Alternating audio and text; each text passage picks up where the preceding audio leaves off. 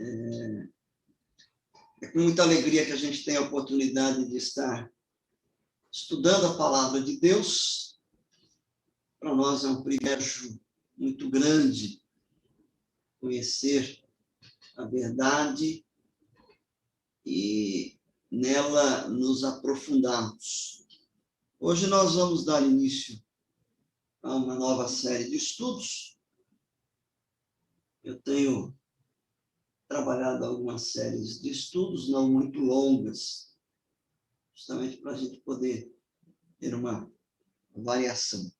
Nós vamos começar a falar nesta noite, e talvez nós fiquemos aí no mês de junho, tratando a respeito da doutrina bíblica da justificação. Esse é o nosso tema, ao qual nós vamos estar trabalhando, falando e desenvolvendo com os irmãos nesse mês.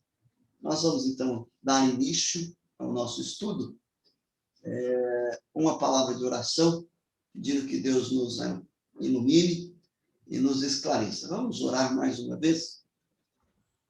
Ó Deus bendito, nós nos alegramos com os teus feitos, nos alegramos com a oportunidade benfazeja de reunirmos como teu povo, como tua igreja, para aprendermos, ó Deus, da tua palavra, para crescermos na graça e no conhecimento de nosso Senhor Jesus Cristo. Pedimos, ó Deus, que o Senhor abra as nossas mentes, o nosso coração, para que entendamos a tua palavra e possamos, ó Deus, aprender de ti. Sê conosco, em nome de Jesus. Amém.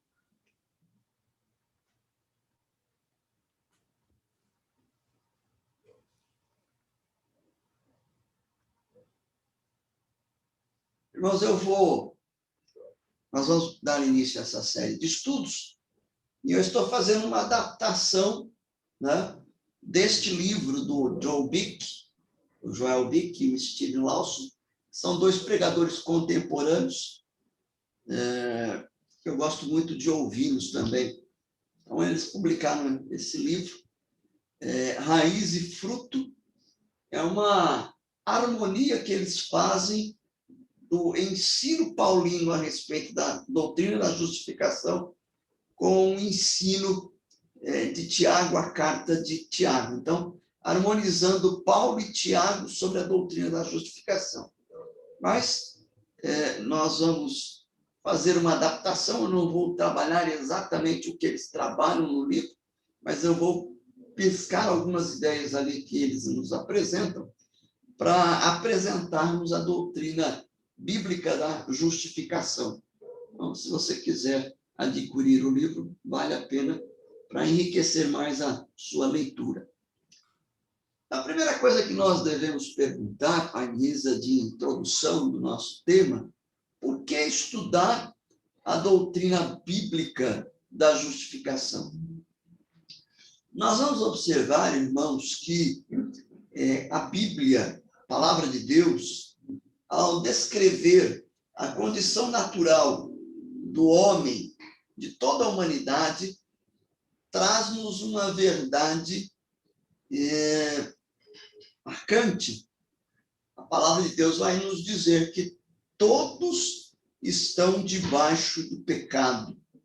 A Bíblia nos diz que não há um justo, não há nem sequer um, não há quem entenda, não há quem busque a Deus. Todos se extraviaram, todos pecaram. Romanos capítulo 3, nos versículos 9 a 12, depois o versículo 23. Então, essa é a primeira razão pela qual nós devemos nos aprofundar na compreensão deste tema. A razão porque todos, independentemente da cor, da raça, do conhecimento e da posição social, todos são culpados aos olhos de Deus. Então, e este ensino bíblico revela-nos que Deus, ele não vê superficialmente como veem os homens, ou como nós, homens, vemos. Mas Deus, ele tem esquadrinhado e provado todos os corações, e justamente como um justo juiz, ele acaba declarando a terrível sentença contra toda a humanidade, a qual não há apelação. E a sentença é culpado. Todos nós somos culpados.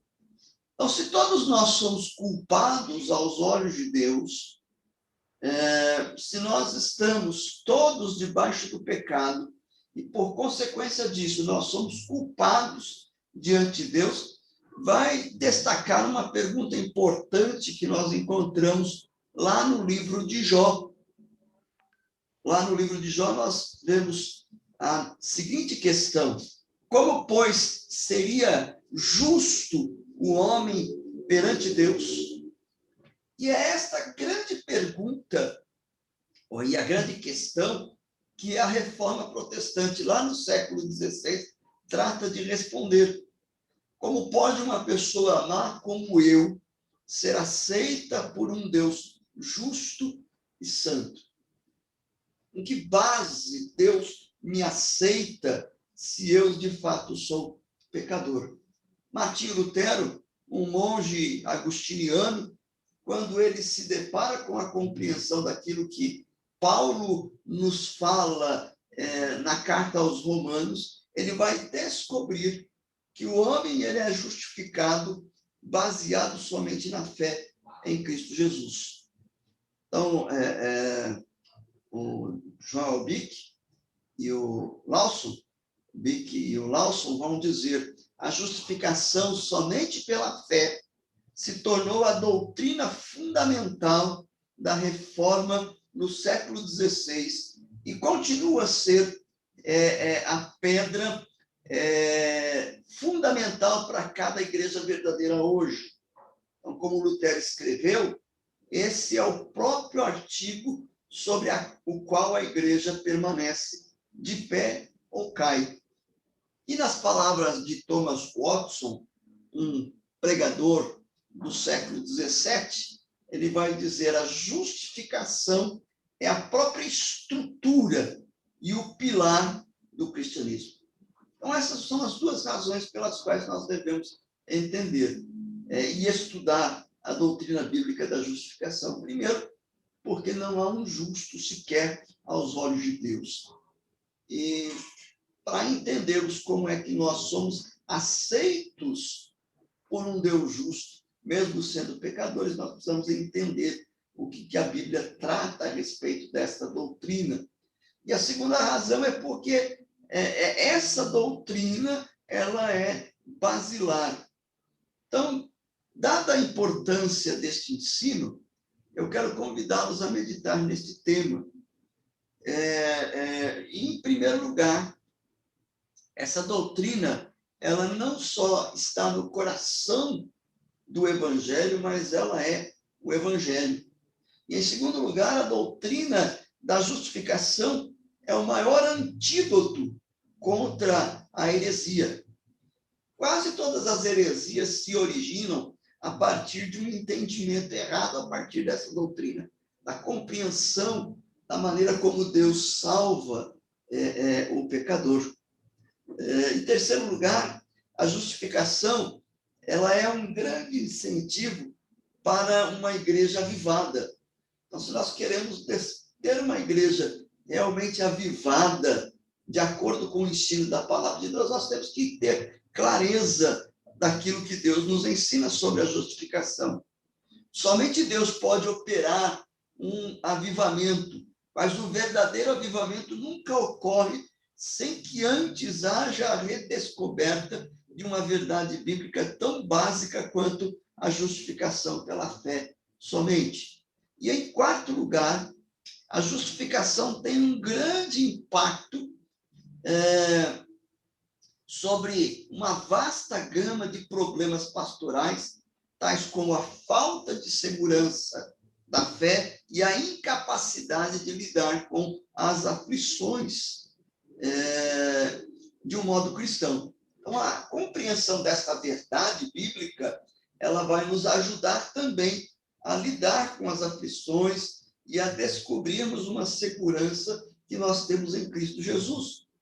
Então, a tragédia das nossas vidas cristãs e a razão pela qual haja tão pouco poder em nossa santificação é porque nós deixamos de nos maravilhar com a nossa justificação. Então, em quinto lugar, toda a vida cristã é pouco mais do que uma descoberta contínua da glória e do poder da justificação em Deus. Então, é por isso que nós nos debruçamos à luz daquilo que a palavra de Deus nos diz acerca deste tema, de maneira que nós sejamos enriquecidos. E eu espero que a reflexão deste tema possa produzir mudanças e fortalecimento da nossa fé para a honra e glória do nosso Deus. Então, o primeiro estudo que nós vamos tratar é sobre a raiz da justificação. Então, essa é a primeira questão que nós vamos começar a tratar nesta noite. E o nosso texto básico está lá em Romanos capítulo 3, versículos 21 a 28. Romanos capítulo 3, 21 a 28, o texto que nos diz assim: mas agora, sem lei, se manifestou a justiça de Deus, testemunhada pela lei e pelos profetas. Justiça mediante a fé em Jesus Cristo, para todos e sobre todos os que creem, porque não há distinção, pois todos pecaram e carecem da glória de Deus, sendo justificados gratuitamente por sua graça, mediante a redenção que há em Cristo Jesus, a quem Deus propôs no seu sangue como propiciação mediante a fé, para manifestar a sua justiça, por ter Deus, na sua tolerância, deixado impunes os pecados anteriormente cometidos, tendo em vista a manifestação da sua justiça no tempo presente, para ele mesmo ser o justo e o justificador daquele que tem fé em Jesus. Onde, pois, a jactância foi de toda excluída, porque a lei das obras, não, pelo contrário, pela lei da fé.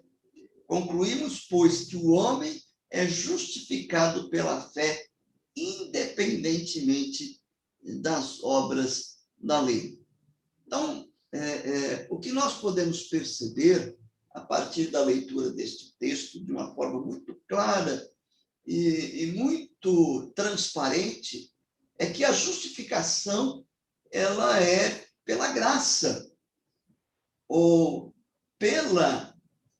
através da fé e em Jesus Cristo. Estas são as três verdades que nós encontramos de uma forma muito nítida, de maneira que estas três verdades, a graça, a fé e Cristo, se constituem na raiz, na fundamentação basilar e essencial da nossa justificação. Então, nós vemos também Paulo deixando muito claro que a nossa justificação ela ocorre fundamentada nestas três verdades, sem as obras da lei. E essa é a raiz, então, da nossa justificação. Sem esta raiz, não pode haver justificação, porque o texto também diz claramente que todos pecaram e destituídos estão da glória de Deus. E a justificação, portanto, ela é pela graça, através da fé em Cristo, sem as obras da lei. E é isso que nós vemos aqui neste texto. Então, vamos trabalhar estas três ideias que o texto aqui nos apresenta. Então, primeiramente, nós somos justificados mediante a fé, conforme Paulo nos diz no capítulo 3 de Romanos, versículo 22, na parte inicial. Só para relembrar, justiça mediante a fé em Jesus Cristo. Então, nós somos justificados mediante a fé em Cristo, conforme Paulo salienta bem no texto. Então, nós vamos perceber, irmãos, que o valor da fé consiste no valor do seu objeto. Todos os seres humanos creem em alguma coisa, mesmo que seja apenas em si mesmos. Agora, o cristão, porém, ele crê em Jesus Cristo. Então, a justiça da lei, ela é uma recompensa por obras realizadas. E a justiça do evangelho, ela é uma dádiva concedida mediante a fé. Então, muita gente diz assim, olha, eu acredito em Deus, mas não é isto que salva. Né? O que salva e justifica o pecador é uma fé pessoal, uma fé individual em Jesus Cristo.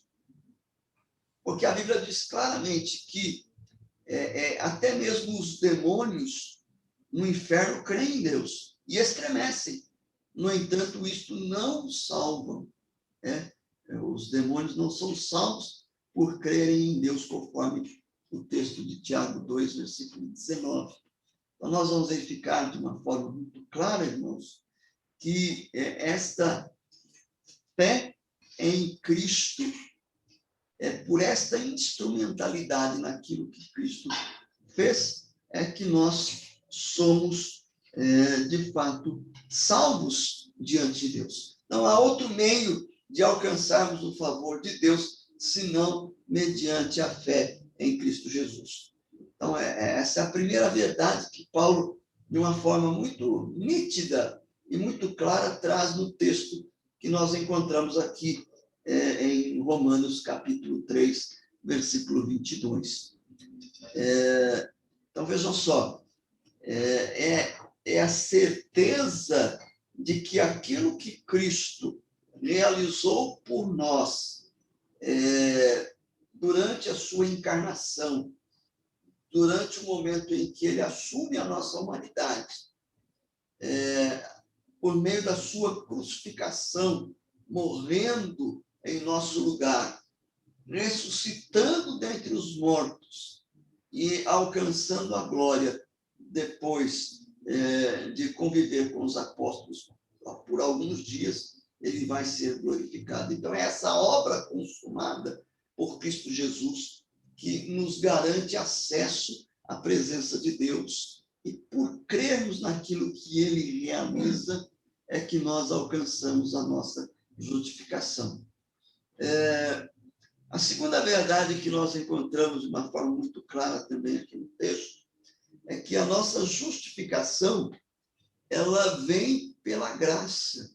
Ela é mediante a fé em Cristo Jesus, mas ela também é manifestada pela graça, sendo justificados gratuitamente por sua graça, mediante a redenção que há em Cristo Jesus. Então, vejam só, Deus, ele possui dois tipos de atributos. Os atributos absolutos, ou seja, aquilo que Deus é em si mesmo, é algo que pertence somente à natureza de Deus, este atributo, esta qualidade. E, por outro lado, nós encontramos os atributos relativos, ou os atributos que fazem parte da personalidade de Deus, mas que ele compartilha conosco. Então, esses atributos relativos é a maneira como Deus se relaciona com o mundo e os seres humanos. Um dos atributos absolutos que nós encontramos no ser de Deus é o seu amor. É o seu amor. Deus é amor, diz o apóstolo João, na sua primeira carta, no capítulo 4, versículo 18. Deus é amor. Então, quando Deus relaciona esse amor a nós, este atributo que é próprio e absoluto do ser de Deus, ele se transforma em graça e misericórdia.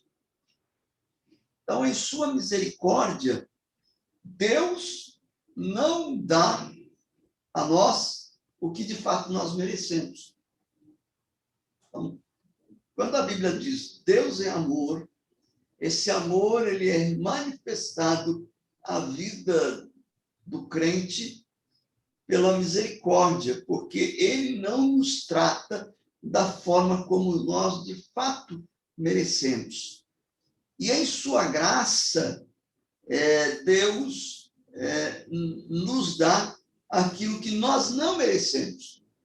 Então, vejam só, a misericórdia de Deus se revela de maneira que ele não nos dá o que merecemos. O que nós merecemos? A morte. Deus não nos dá a morte, porque ele derrama a morte na vida de Cristo, para que através da morte dele nós sejamos alcançados pelo seu amor e pela sua graça. E aquilo que nós não merecemos, que é a vida que Cristo conquistou, ele nos dá graciosamente. E é interessante que o termo que é traduzido aqui por gratuitamente, né? O texto diz sendo justificado gratuitamente. Esse termo gratuitamente ele pode ser traduzido sem motivo, né? Então nós somos justificados sem motivo. Não há coisa alguma em nós que nos torne merecedores da salvação que Deus nos confere. É tudo tão somente uma obra da graça de Deus. Então, nós somos justificados mediante a fé em Cristo Jesus, somos justificados através da graça, né? Por causa do amor de Deus, que revela-nos tanto a sua misericórdia e manifesta a nós, pecadores, a sua graça. Mas nós também vamos percebendo aqui que, embora esta justificação ela é gratuita a nós, não nos custou nada, é uma dádiva que nós recebemos da parte de Deus, para Deus ela teve um alto preço. Né? Para Deus teve um alto preço, e o texto deixa isso muito claro. Sendo justificados gratuitamente por sua graça, mediante a redenção que há em Cristo Jesus, a quem Deus propôs no seu sangue como propiciação mediante a fé, para manifestar a sua justiça por ter Deus, na sua tolerância, deixado impunes os pecados anteriormente cometidos. Então, a redenção que há em Cristo Jesus, a quem Deus propôs no sangue como propiciação. Então, a graça, a manifestação do amor de Deus, revelando-nos a sua justiça e trazendo-nos a sua salvação, esta salvação ela é gratuita, mas ela não é barata. Então, nós vamos verificar aqui no texto em que nós lemos, irmãos, que há 3 palavras que expressam o preço que Deus pagou por nossa salvação. A ideia de propiciação, de redenção e sangue. São os 3 termos aí que apontam para a realidade do preço pago por Deus. Em termos humanos, propiciar significa apaziguar alguém que está irado através de um presente, através de uma dádiva, de um sacrifício.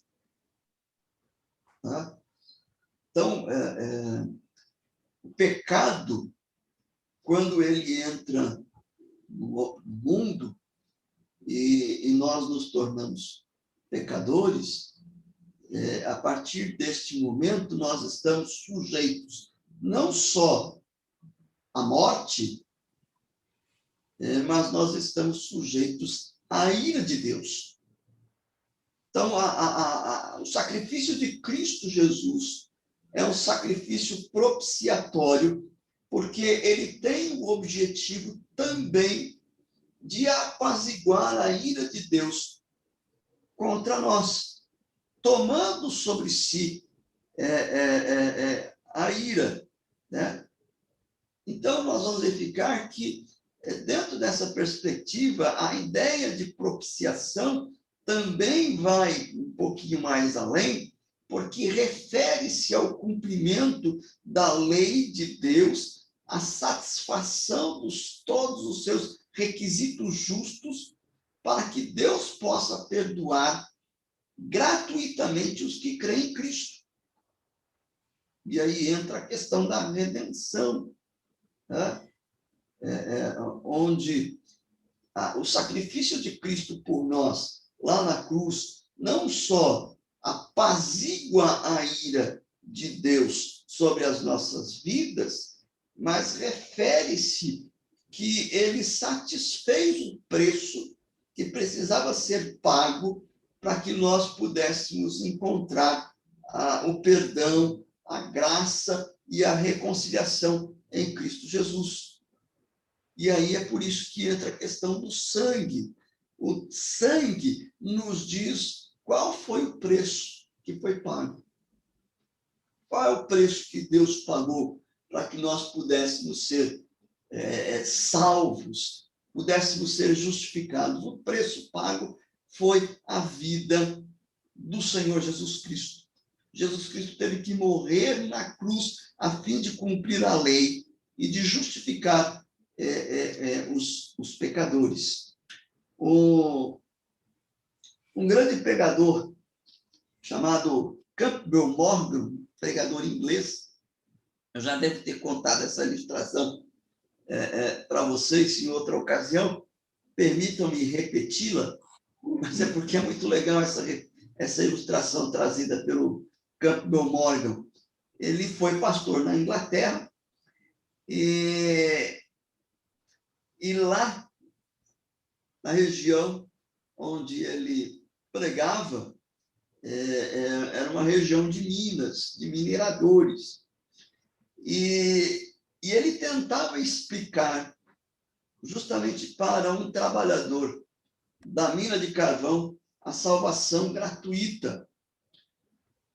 E ele teve um insight naquele momento para poder explicar àquele homem a respeito da gratuitidade da salvação. Ele perguntou para o rapaz, para o homem, dizendo assim: como é que você desceu até o fundo da mina hoje cedo? Ele respondeu: foi fácil demais. Eu peguei o elevador e desci. E aí o pastor perguntou então a ele: não foi fácil demais? Custou a você alguma coisa? E aí o homem riu e comentou o seguinte para ele: para mim não custou nada, mas a empresa deve ter pago um dinheirão para instalar o elevador. E a partir desta ilustração ele pôde perceber e entender que para o homem pecador a salvação não custa coisa alguma, mas para Deus custou a vida do seu próprio filho. Então é isso que a palavra de Deus nos diz. Então, a salvação, a nossa justificação, ela teve um custo muito alto, muito elevado, que foi a vida do seu próprio Filho, Jesus Cristo. No Romanos capítulo 3, a parte final do versículo 22, E no versículo 23, nós lemos assim, os que creem,